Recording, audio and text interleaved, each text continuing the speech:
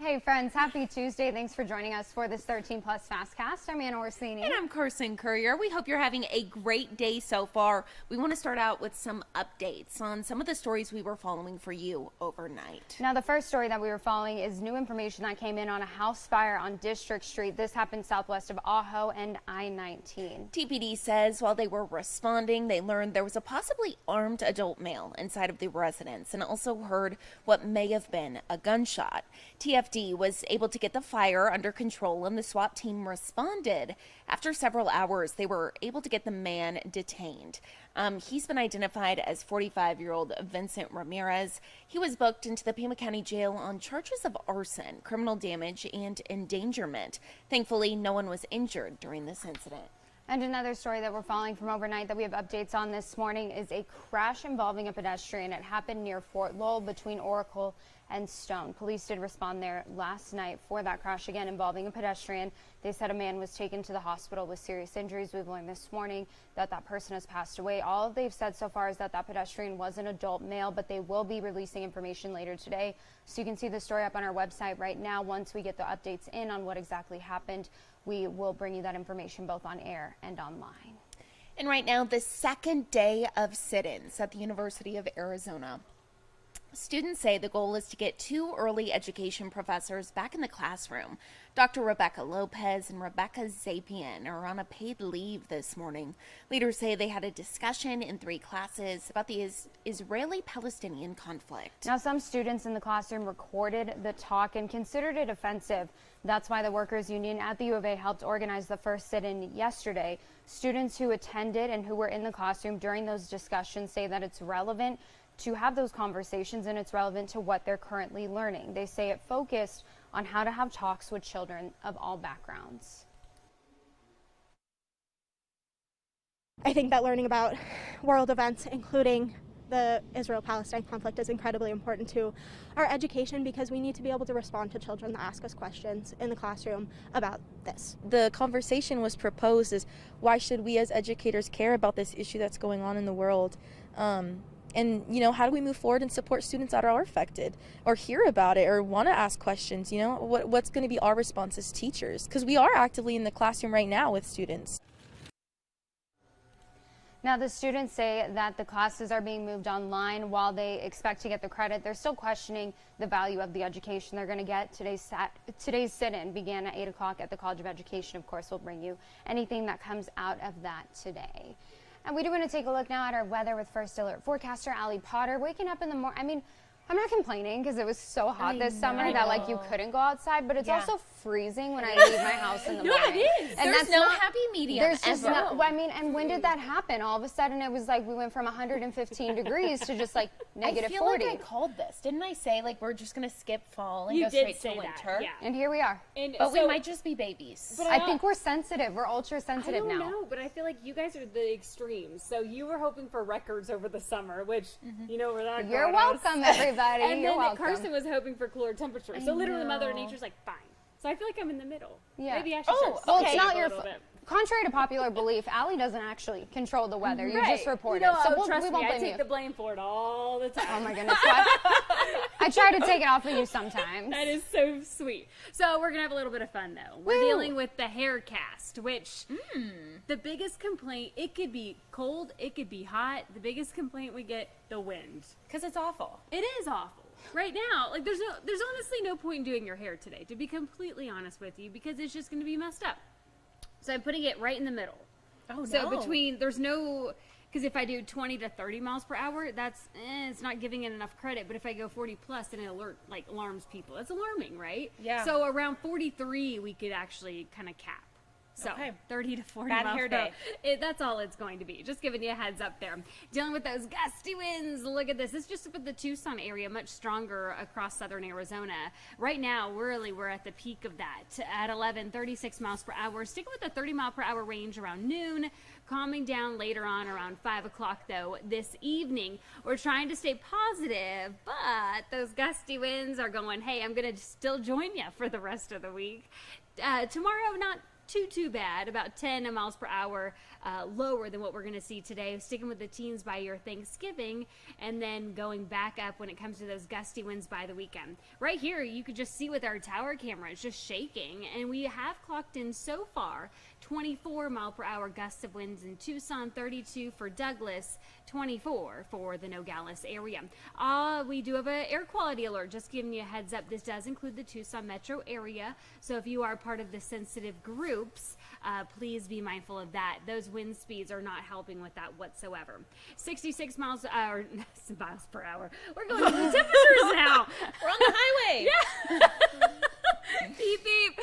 66 degrees right now in Tucson. I have not had coffee today, by the way. You This is can what tell happens. Carson's had a lot. I've had a lot. So I can't think without coffee, and Carson just goes unhinged with coffee. So it's a great combination. Thank you so much for joining us. Happy Turkey Week. 51 degrees in Bisbee, 60 for Vincent, 65 in Marana, 57 for Safford, and 55 for our friends in Sierra Vista. Our radar is on the dry side, not tracking any type of rainfall whatsoever.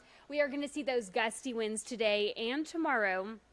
That warm up is all because of that ridge of high pressure, in fact. But the good news is we are going to cool right back down. That trough you see near the Vegas area by Thursday, that's actually going to bring us some cooler temperatures along with some breezy conditions at times, and they are going to stick around, those cooler temps. So let's fast forward to Thursday. I know all eyes are on the big turkey day. Well, guess what? It's going to be a gorgeous day. By noon, 70 degrees. Are you guys laughing at my graphic?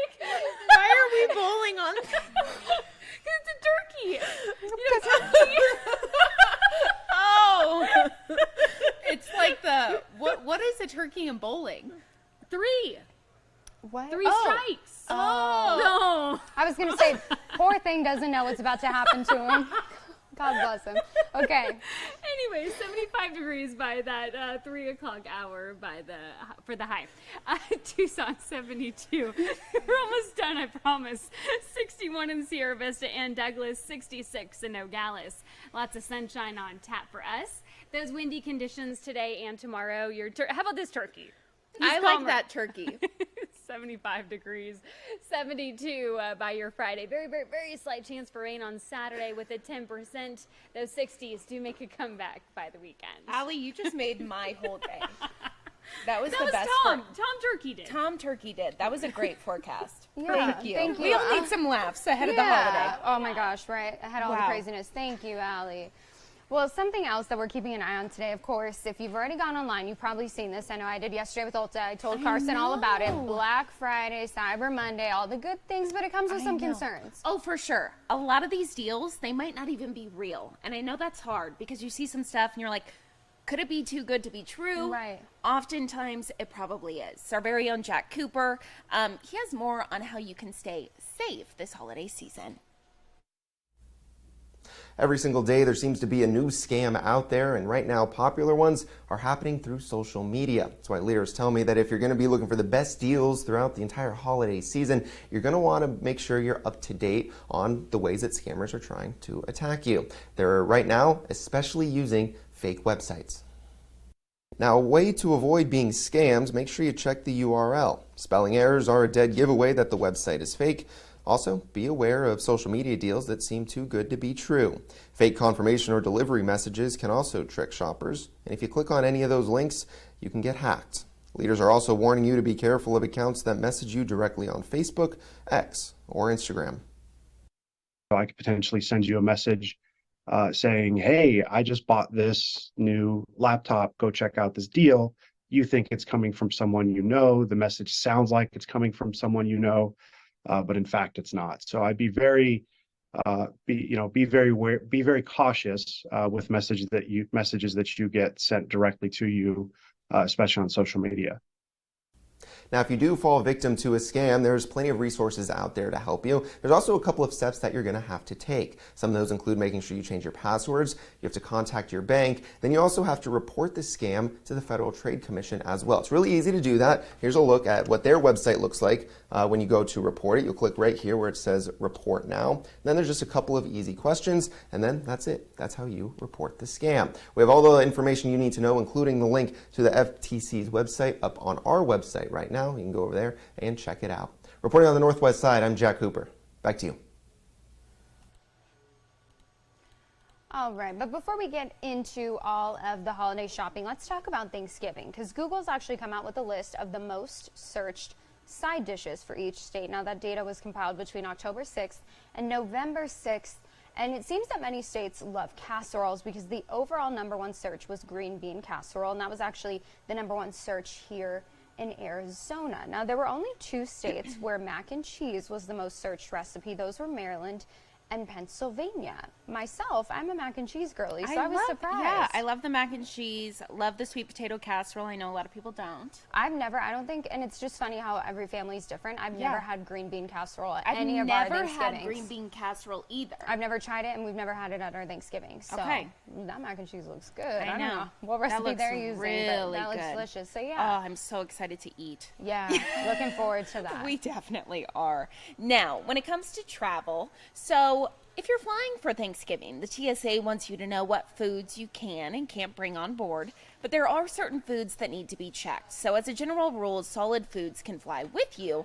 Anything that can be poured, sprayed, spread, or pumped, that should be checked. So make sure your special gravy, cranberry sauce, and wine, those go under the plane. The agency even has a list on My TSA's app that will tell you how to travel with most foods. And if you do bring it on board, make sure to keep it easily accessible. Food items frequently require additional screening at checkpoints. And I'm just going to say it, Anna, I don't know why anyone would be flying with gravy. I don't either. I was like, this sounds like a bad idea. I guess that like some people though, if you're like very homesick, live far away from home, and you're like, you know, I want to take my grandma's recipe home or like with me. home with you. Okay, Yeah. I understand that more. If you, after Thanksgiving, if you want to take that with you. But also, wouldn't that get bad? I would think so, unless you have it refrigerated. I don't know how that works, but yeah, like preparing food ahead of time and then getting on a flight, especially like if it's more than an hour, I'm like, you have all the time to prepare, because I can barely get on the flight in the first place, let alone prepare a meal before I get on the flight. But I just, I don't see that ending well for majority of people. What if you have your wine in your checked bag and then it breaks and then it ruins all your Thanksgiving clothes? So I've flown with wine before, and I have too. It didn't break for me, but Gives me a lot of anxiety. yeah, you definitely think about it until you get that bag. I had bubble wrap, and then I had a garbage bag, and then I put it in the front of my suitcase because I was like, hey. Especially red wine, that can be disastrous. Yeah, For sure. So Well, good luck, everyone. Yeah, if you're traveling with food, let us know how it goes. Exactly. Taking a live look one last time out at Tucson today and looking at the trees, gauging our wind meter there. It doesn't look like it's too breezy, too bad just yet. Is it frozen? I don't know. I don't think so. It's giving us a little bit of a Oh, shimmy. we have a little bit. A little Okay. bit of a shimmy, but nothing too major just yet. Hopefully that kind of stays the case. But it is going to be windy today, a little bit breezy tomorrow. Temperatures, though, look really good as we head through our holiday week. Yeah, thank you all so much for joining us. I hope you got a good laugh with us. I know we definitely did. Tune in at 2:30 for more news and weather. Have a great day, everyone.